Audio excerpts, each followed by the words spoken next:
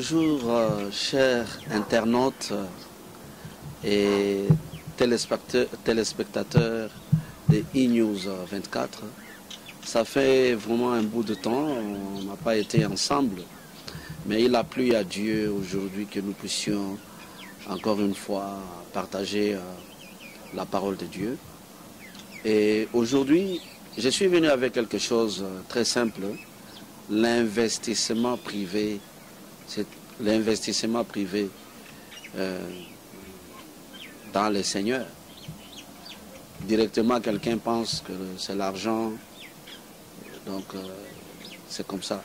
Mais ce n'est pas de ça que je parle. Soyez à l'aise, je ne parle pas de l'argent. Ici, je voudrais juste dire l'importance du temps que nous mettons en privé avec Dieu. L'importance du temps que nous mettons en privé avec Dieu. Est-ce qu'il est important vraiment d'avoir un temps privé, un temps là en privé avec Dieu? Est-ce que c'est vraiment important? Oui, je vais vous dire que oui, c'est vraiment important. Il y a beaucoup de choses que vous voulez que Dieu fasse. Les gens prennent la parole de Dieu d'une manière, je ne sais pas comment qualifier, à cause de la grâce de Dieu. Ils pensent que vous devez rester seulement à bras croisés et la grâce de Dieu, vous restez comme ça, les choses commencent à tomber du ciel. Non. Nous avons la part, notre part à jouer. Dieu a déjà fait sa part, il nous a donné sa grâce qui recouvre tout ce que nous avons besoin. Mais il faut quelque chose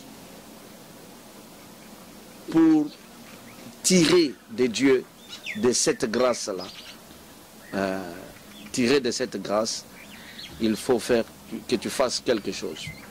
Et il y a beaucoup de choses que nous devons parler. La foi, des choses, beaucoup de choses alors. Mais aujourd'hui, j'ai pris seulement le temps que tu passes en privé avec Dieu. Je vais commencer par lire dans la Bible. Nous sommes dans le livre de 1er Samuel, le 1er Samuel, chapitre 17. Il s'agit de notre fameuse histoire de David et Goliath.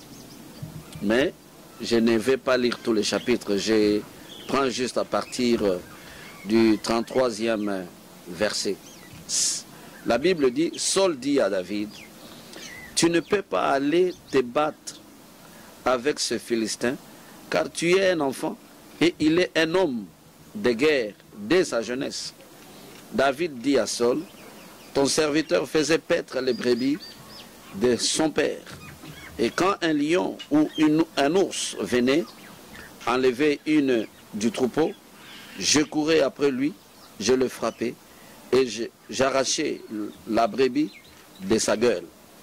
S'il se dressait contre moi, je le saisissais par la gorge, je le frappais et je le tuais. C'est ainsi que ton serviteur a terrassé le lion et l'ours, et il en sera du Philistin, de cet incirconcis, comme de l'un d'eux, car il a insulté l'armée du Dieu vivant. David dit encore, l'Éternel qui m'a délivré de la griffe du lion, de la patte de l'ours, me délivrera aussi de la main de ce Philistin. Et Saul dit à David, va et que l'Éternel soit avec toi. Saul fit mettre ses vêtements à David et plaça sur sa tête un casque d'airain et le revêtit d'une cuirasse. David ceignait l'épée de Saul par-dessus des habits et voulut marcher.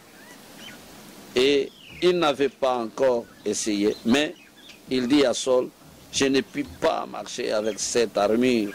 Je n'y suis pas habitué. Et il s'en débarrassa. Il prit en main son bâton, choisi dans le torrent 5 pierres polies, et les mit dans sa gibecière de berger et dans sa poche. Puis sa fronde à la main, et il s'avança contre le Philistin. Bien-aimés, Ici, David est allé sur le champ de bataille, pas pour se battre. Il a été envoyé pour amener à manger la nourriture à ses frères qui étaient sur le champ de bataille. Mais quand David a perçu Goliath, qui était en train de mépriser Dieu, qui était en train de défier Dieu, défier même l'armée de Dieu, David a senti quelque chose en lui. Alors, il a posé la question, c'est lui qui va tuer ce Goliath, qu'est-ce qu'on lui fera? On dit, mais il va épouser la princesse, la fille du roi. Alors, nous n'allons pas entrer dans les détails, comment il a eu la résistance de ses frères, toutes ces choses. Mais moi, mon point, c'est quand on l'a présenté devant Saül, Saül, par le jugement humain responsable, il a vu qu'il était encore trop petit pour affronter Goliath. Alors Saül lui dit, mais Goliath a commencé à se battre depuis son jeune âge, hein? Mais toi tu es encore un enfant, je ne pense pas que tu feras quelque chose. Alors, David a parlé à Saül pour que Saül le laisse partir. Qu'est-ce qui s'est passé? David a dit que quand il était derrière les troupeaux en train de les paître, l'ours ou le lion venait prendre une brebis, lui, il ne laissait pas partir l'animal. Mais bien aimé, le lion et l'ours, peut-être il y a des gens qui voient le lion seulement dans une vidéo, dans un film ou sur une photo, mais voir un lion sauvage, je pense que aujourd'hui quand nous lisons, nous prenons peut-être parce que c'est l'histoire, mais c'est une histoire qui est vraie. Hein? Alors regardez seulement un lion, ceux-là qui ont déjà vu le lion, moi j'en ai déjà eu l'opportunité de voir un lion dans son état sauvage, pas le lion du zoo. Hein? Vous traversez Zimbabwe ou Botswana, pour ceux qui en ont l'expérience, vous allez voir ces animaux comme ça. Alors, il a dit qu'il était capable de tuer le lion, il était capable de tuer l'ours. Mais attendez, analysons d'abord ce fait. Aujourd'hui, si quelqu'un arrive à le faire, il se bat avec un lion et le tue à main nue, sans couteau, sans larmes, mais c'est un exploit. Un exploit. Et cet exploit-là, ça sera partout vu, à la télé, à l'internet et partout. Aujourd'hui, l'information circule en un clin d'œil, tout le monde entier, à l'extrémité du monde, tout le monde a l'information. Mais ici, nous regardons que ce sont des exploits que David a faits, mais personne ne le savait, personne ne voyait, seulement lui. Tout le monde en parle aujourd'hui parce que David a dit, parce qu'il a révélé ça à Saül. Donc, quelque chose qu'il a fait en secret lui a donné l'assurance de la victoire. C'est tout ce que je voulais vous parler. Ta vie secrète avec Dieu va donner des résultats palpables. Aujourd'hui, les gens accourent vers les résultats sans connaître comment ces résultats doivent arriver. Dans un premier temps, il faut entrer dans l'intimité avec Dieu. Dans l'intimité avec Dieu, ça produit les résultats. Vous voyez un pasteur prêcher bien, vous voyez un pasteur opérer des miracles. Ce n'est pas ce que vous voyez là-bas, mais il y a toute une vie secrète. C'est ce que moi j'appelle l'investissement privé en Dieu. L'investissement privé. Mon bien-aimé qui me suit, mon bien-aimé qui me suit, ou ma bien-aimée qui me suit, quel est ton investissement privé dans le Seigneur. Comment est ton temps en privé avec Dieu? Quels sont les signes qui t'amènent de ton investissement privé, qui te donnent l'assurance de la victoire? Élie vient dire au roi, pendant 3 ans et demi, il n'y aura pas de pluie ni rosée, sauf à ma parole. Qu'est-ce qui a fait parler Élie? Qu'est-ce qui lui a fait parler? C'est son temps d'investissement privé. Vous voyez ça? Alors, Saül l'a entendu, il lui a donné l'armure. Il a donné l'armure à David. Il a dit, ok, allez-y, va combattre. Et David n'a pas pu marcher avec cette armure. Il a dit, il l'a enlevé, mais Saül le regarde et dit, mais l'armure tout simplement, tu ne peux pas, mais comment tu vas affronter ce gars? David est allé sur terrain au nom de l'Éternel. Le monde aujourd'hui nous offre beaucoup d'opportunités. Le monde nous offre ce que nous pouvons considérer comme l'armure. Mais Dieu aussi a sa façon de voir les choses. L'important, ce n'est pas de parler au nom de Jésus, mais l'important, c'est d'être en communion, en intimité avec lui, et que Dieu lui-même puisse vous rassurer que mon fils, ma fille, vous allez aller de l'avant, vous allez réussir. Ça, c'est le résultat qui provient de votre investissement privé. Tout ce que le monde est en train de nous offrir, ce sont des principes, les principes du monde. Analysons ce fait de Goliath et David. Goliath et Israël. Vous allez m'excuser, les réflexes sont beaucoup plus en anglais. Mais j'aime parler en français, c'est ma langue. Israël a passé du temps sur le champ de bataille. Mais quand David est arrivé, la guerre était terminée parce que Goliath était tombé. Personne n'était à mesure d'affronter Goliath. Pourquoi?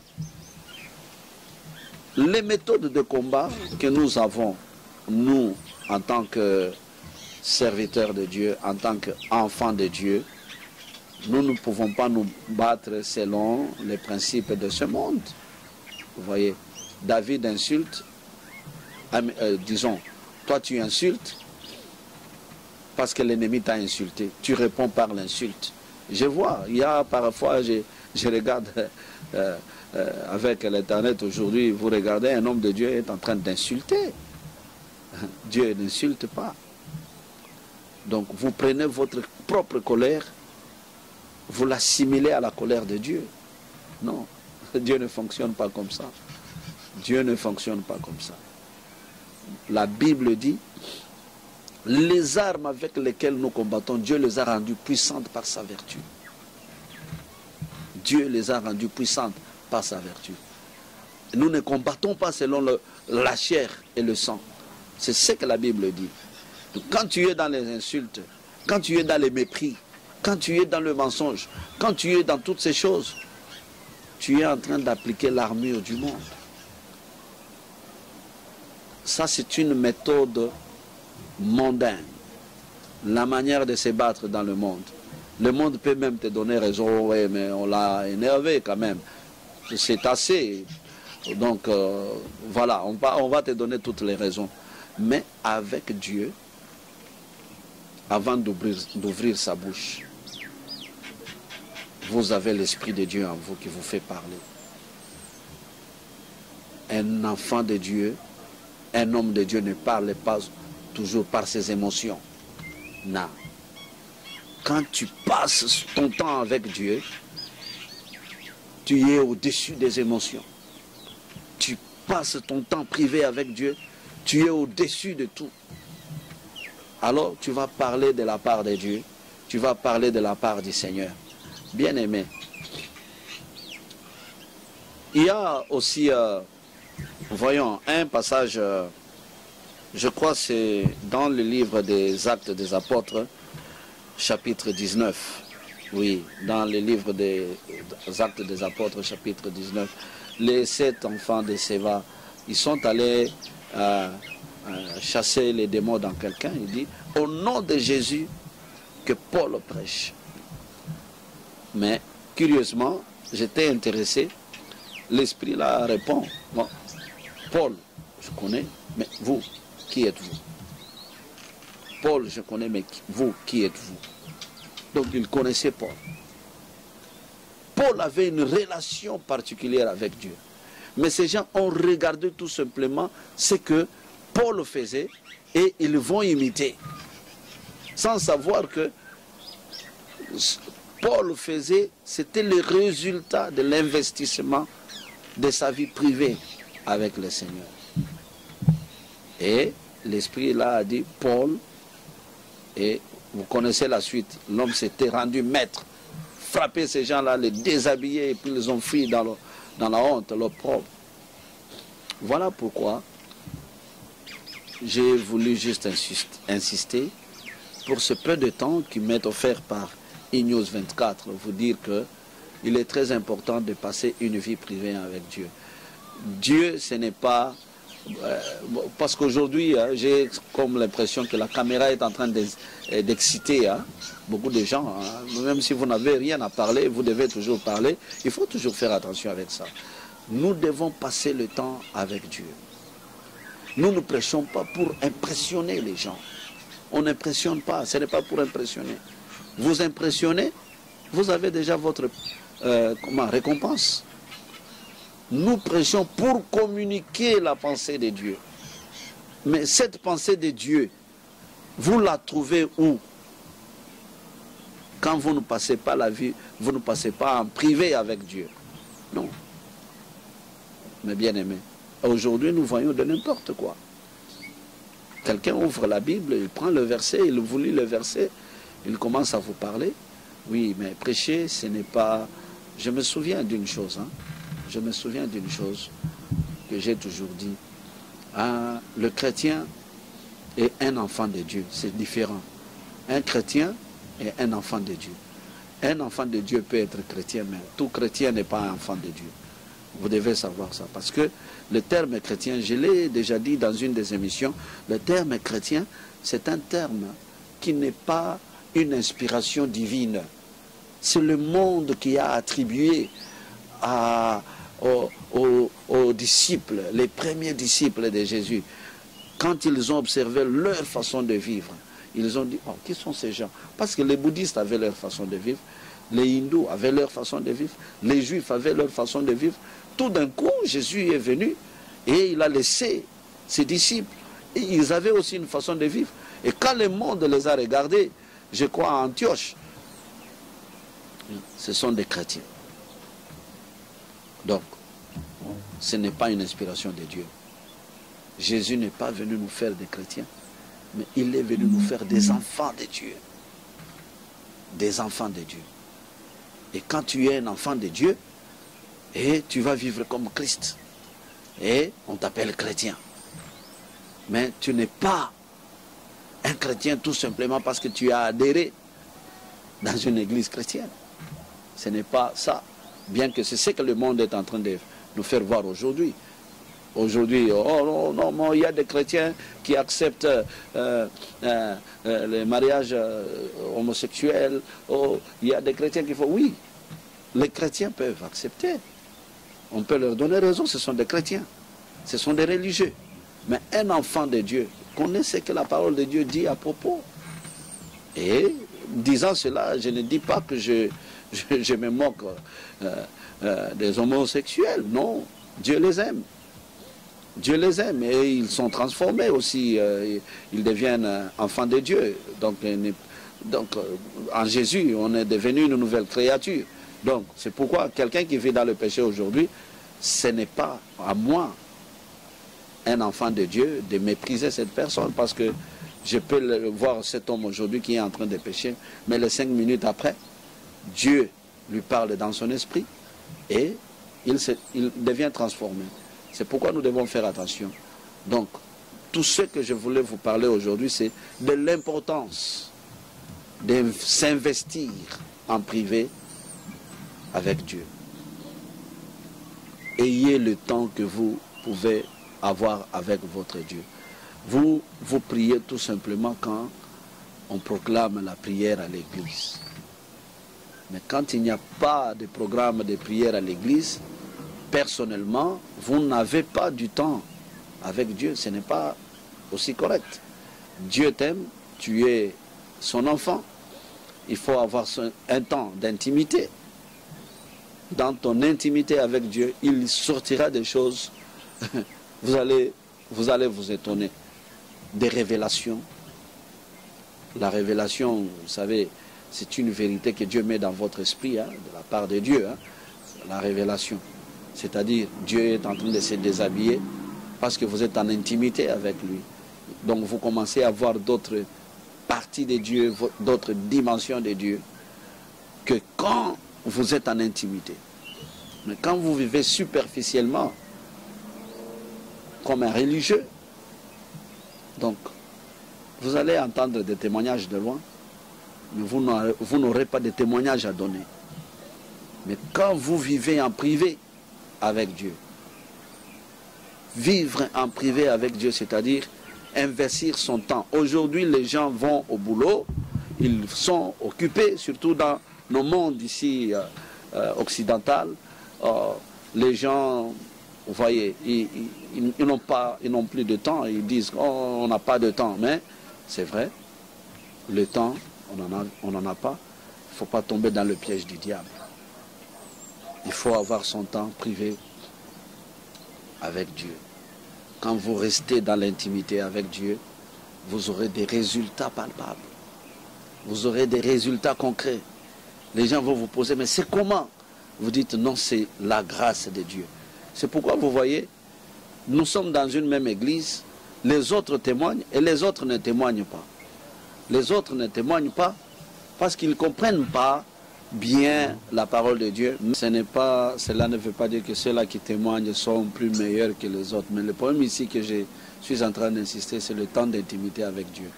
Mais mes bien-aimés, je pense que c'est tout ce que j'avais à partager avec vous. Maintenant, je vais vous demander une chose, c'est de prendre une décision. Comment est-ce que vous avez choisi de vivre avec Dieu? D'une manière profonde ou bien superficielle? C'est que je parle d'un investissement privé, c'est-à-dire quand vous vivez avec Dieu d'une manière profonde. Vous qui me suivez là-bas, prenez une décision maintenant. Dieu est tout pour nous, enfants de Dieu. Dieu est tout pour nous. Alors, vous qui me regardez, prenez une décision. Moi, maintenant, je vais prier avec vous. Je vais vous aider en prière, mais le reste se trouve dans vos mains. Nous allons prier. Seigneur Jésus, merci. Merci, Dieu d'amour, Dieu de miséricorde, pour le temps que tu nous as offert. Nous avons pu communiquer ce que tu nous as mis à cœur de partager avec les bien-aimés qui nous regardent partout dans le monde. Oui, je suis en train de parler maintenant que chacun ait son temps, que vous préférez le temps de qualité, c'est le temps que vous vivez avec vos enfants. Oh Dieu Tout-Puissant, je te loue, j'exalte ton nom, que le Saint-Esprit en toi, que le Saint-Esprit puisse les encourager à aller vers toi et passer du temps avec toi. Et que le monde puisse être éclairé par nous qui sommes tes enfants. Merci Seigneur, au nom de Jésus, nous avons ainsi prié. Amen.